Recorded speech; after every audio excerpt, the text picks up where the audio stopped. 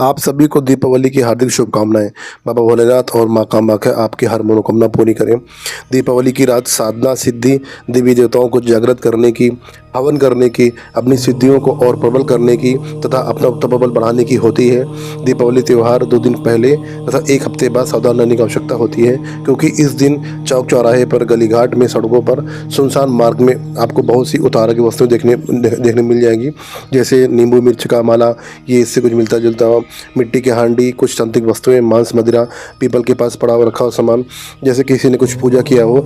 यदि इस प्रकार कोई वस्तु आपको कहीं दिख जाए तो उससे दूर से निकलना चाहिए। यदि आपके घर के बाहर या घर के भीतर कोई भी व्यक्ति टूना टोटका करके चला जाता है और आपको पता नहीं चलता है, तो ऐसी अवस्था में आपको क्या करना चाहिए? यदि आपके घर के बाहर तांत्रिक वस्तु है तो उसे पानी से बहाकर दूर कर दें, उसे छुए नहीं। यदि घर के अंदर किसी ने लौंग, नींबू, कटा हुआ जायफल, सिंदूर या कोई कपड़ा मिले जो पहले वहाँ पर नहीं था, तब क्या करें? ऐसी दशा में घर का कोई बड़ा सदस्य अपने हाथों में पॉलीथीन लगाकर उस वस्तु को उठा ले और कहीं दूर फेंक दीजिए और उस स्थान को धुल दीजिए। मित्रों, यदि आप उस तांत्रिक वस्तु को छुएंगे या उसे पैर पर रख देंगे तो आपके ऊपर किया करा या नकारात्मक शक्ति की चपेट में आ सकते हैं।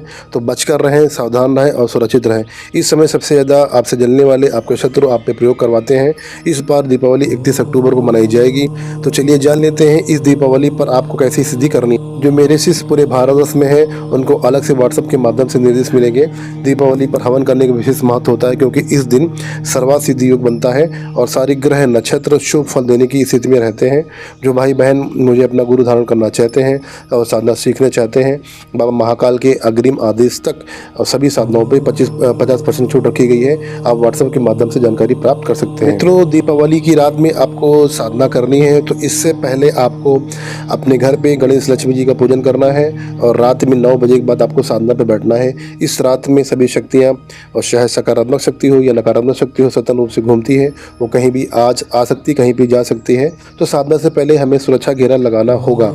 और जिनके पास जिन भाइयों बहनों के पास मेरी अभिमंत्रित भस्म है, उसको अपने चारों ओर छिड़क दें, अपने आप सुरक्षा घेरा लग जाएगा। उस भस्म में 29 देवी देवताओं की शक्ति समाहित है। इन भाइयों बहनों के पास में भस्म नहीं है और वो साधना करना चाहते हैं, तो उन लोगों के लिए उपाय ये है कि आप लोहे के चाकू ले लीजिए और उससे पहले आप पंचमुखी रुद्राक्ष की माला से ओम ह्रीं भैरवाय नमः का एक माला कर लीजिए।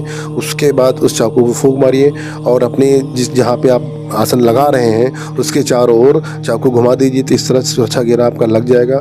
और आप साधना अपने पूजा घर में भी कर सकते हैं या घर के किसी भी साफ स्थान पर बैठकर पूजा कर सकते हैं। अपने स्थान पर बैठने से पहले गंगा जल छिड़क लीजिए और साथ में लोहे का चाकू रख लीजिए।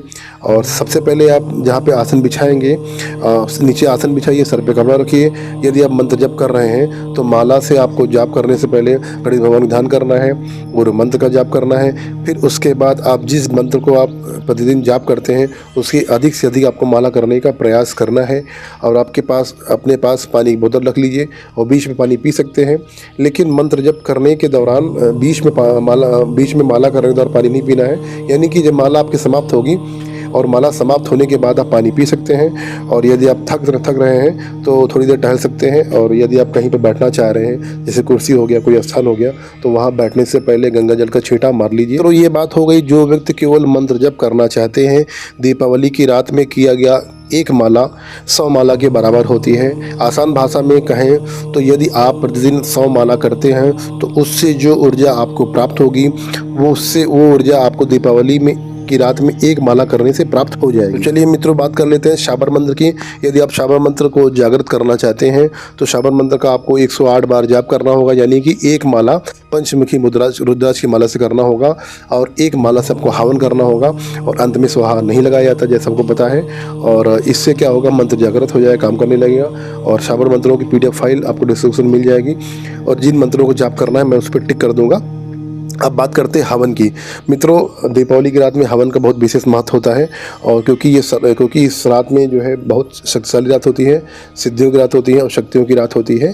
तो आप जिस भी मंत्र का आप जाप करते हैं उससे आप हवन कर लीजिए। आप 11 माला हवन कर सकते हैं, 21 माला, जितनी आपकी क्षमता है आप उतना हवन कर लीजिए। इससे क्या होगा, आपकी जो है आपका मंत्र शीघ्र ही जागृत होगा, सिद्ध होगा और बहुत ही पावरफुल होगा। यदि आप कोई प्रतिदिन 40 का पाठ करते हैं तो 40 का पाठ करते हैं तो आप जिस भी 40 का पाठ करते करते हैं तो जैसे जो दोहा होता है, चौपाई होता है, तो चौपाई के अंत में सोहा लगाकर आपको हवन करना है और 1 चालीसा या 2 चालीसा का हवन कर सकते हैं। तो हवन करने की विधि, किस तरह हवन करना चाहिए, इसकी विधि आपको ऐसा वीडियो आपको मेरे चैनल पे आपको मिल जाएगा। और दीपावली पर यूट्यूब में देखकर कोई टोना टोटका कोई प्रयोग मत करिएगा और सुरक्षित रहें। अपने देवी देवताओं पर विश्वास रखें। जय श्री महाकाल, जय माँ कामाख्या।